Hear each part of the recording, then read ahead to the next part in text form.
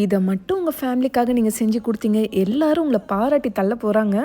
Dubai, Qatar, அதுக்கப்புறம் இப்போ ரீசெண்டாக சோஷியல் மீடியாவில் செம வைரலாக போயிட்டுருக்க இஃபா சிக்கன் செய்யலாமா?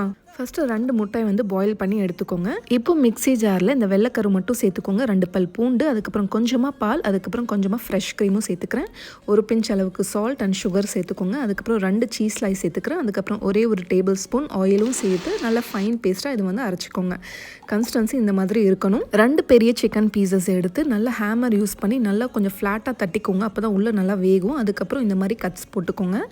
இப்போ மேரினேஷனுக்காக தேவையான அளவு உப்பு சேர்த்துட்டு, அதுக்கப்புறம் ஜிஞ்சர் கார்லிக் பேஸ்ட், தயிரும் சேர்த்துக்கோங்க. மஞ்சள் தூள், மிளகாய் தூள், அதுக்கப்புறம் பெப்பர் பவுடரும் சேர்த்துக்கலாம். அடுத்தது நம்மளோட தேசமோட நவாபி கரம் மசாலா. இது சேர்க்கறதால இன்னும் கொஞ்சம் நல்லா ஃப்ளேவர்ஃபுல்லாக இருக்கும். இந்த மாதிரி ஸ்பெஷல் டிஷ்ஷஸ்க்காகவே அரைச்சது தான் நம்மளோட தேசம் நவாபி கரம் மசாலா. அடுத்தது லெமன் ஜூஸும் சேர்த்து இதை நல்லா வந்து மிக்ஸ் பண்ணி மேரினேட் பண்ணிக்கோங்க.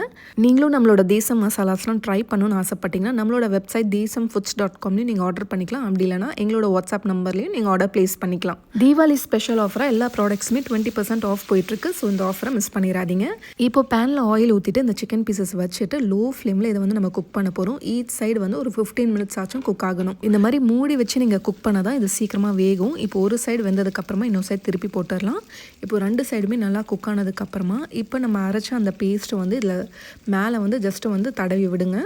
2 பீசஸ்லேயுமே இந்த மாதிரி ஸ்ப்ரெட் பண்ணதுக்கப்புறமா இப்போ திரும்ப இதை மூடி வச்சுருங்க ஒரு 5 மினிட்ஸ்க்கு. லைட்டாக இதோட மசாலா எடுத்து நான் வந்து மேலே கொஞ்சமாக ஊற்றிருக்கேன்.